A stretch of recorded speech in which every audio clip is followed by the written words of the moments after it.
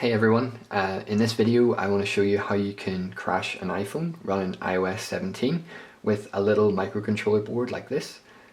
This is an ESP32 S3 Mini. It's a tiny development board that has Wi-Fi and most importantly Bluetooth functionality.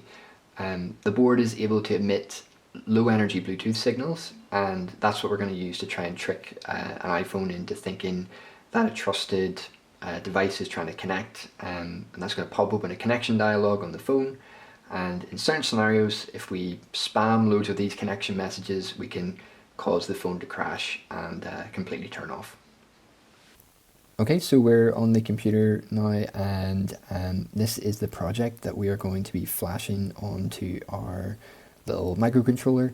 You can find it on GitHub. It's called ESP32 SAR Apple, which is just a great name for an exploit, I think. You can see here they've got a nice README, a nice warning that I will echo. This is for educational purposes, obviously, and just do this on your own devices. If you have any problems, you can go through here, see what they've tested it on, what devices and what software, the behavior, what to expect. In my testing, the phone does crash and turn off and you have to force restart it. So they've got a little bit of guidance on what to do there, and a link to the original sort of exploit finders as well. What we need is just inside this folder scripts. If you have a Raspberry Pi, you can get this one. We've got an ESP32, so we're going to grab this one. All I did was come in here and click download raw file. I've already done that, and opened it up in Arduino IDE, which is here. This is all of the code that there is. It's one file. You will need to get nimble device.h. You can do that by going into your library and searching for nimble device and installing that. So that's the only dependency that you really need for the board. If you have not worked with ESP32 boards before, you might need an external board manager or external board link. So you do that by going into your settings, and it's just down here, additional boards manager URL. I will put this link in the description. This is how you get sort of the firmware, I don't really know what to call it. Basically how you can flash the board that you have. Once you've done that, you can go into here, click select other board and port, and you're looking for Lolin S3 Mini. I've got that selected, and then we are going to wait to plug in our device. So I might just do that now while we're here, and I've got my little board here. You will need to hold not the reset one, but the one with a 0 on it while you're plugging it in. So hold in that and plug it in, and that should work for us. There we go. Okay, so you can see it popped up here, USB modem serial port. Basically, that's you good to go. It'll confirm down here as well that you're connected to it. And when you're ready to go, you just click verify. I like to do that. It just makes sure you've got all of the dependencies working and that it compiles correctly. And then you can click upload, and it will compile it again and flash the board for you. Once it's finished flashing, you'll see this, leaving hard resetting via an RTS pin. You can unplug, plug it back in. You don't need to hold that little flash button anymore, and it will be good to go. So let's have a look at a demo of how this works, hopefully.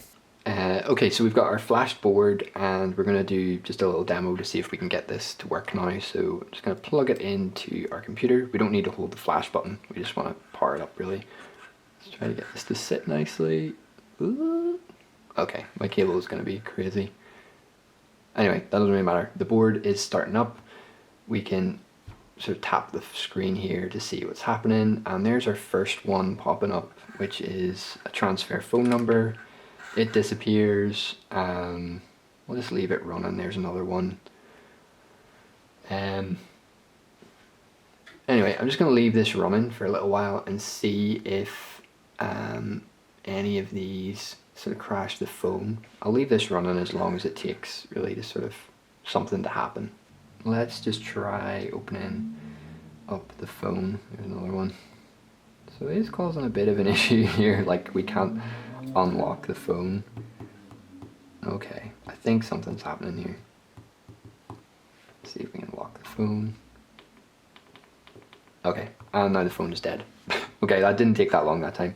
So, as you've seen, we just left it on the lock screen. I'm going to unplug this. Ugh. Okay, so that took less than a minute, 2 minutes maybe. The phone is completely off. You can see I'm pressing the unlock button here. Nothing is turning the phone on. Yeah, so we left it on the lock screen. To see those messages pop up, I did need to tap the screen to sort of wake the screen up to see those little connection messages come up. We left it running for maybe 2-3 minutes. I'll check in the background there. I thought I was gonna have to cut out loads.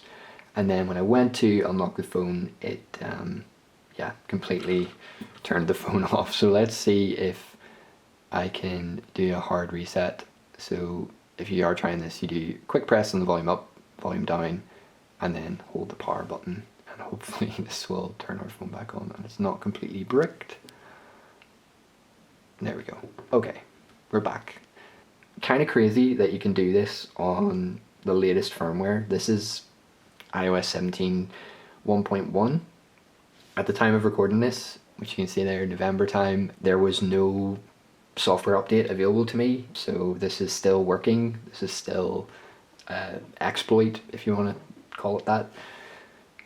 Yeah, so try it out, let me know what you think. In future videos, what I would love to do, I'll just move this out of the way, what I'd love to do is put it into one of these little dev boards, which is a USB nugget. You can see on the back here we've got an S2 mini, which just has Wi-Fi capabilities rather than Bluetooth stuff, but I'd love to sort of wire one of these into this and get a little screen and some button inputs as well. Yeah, thank you so much for watching. Have fun with this. Be safe, don't do anything stupid. Chat to you again soon.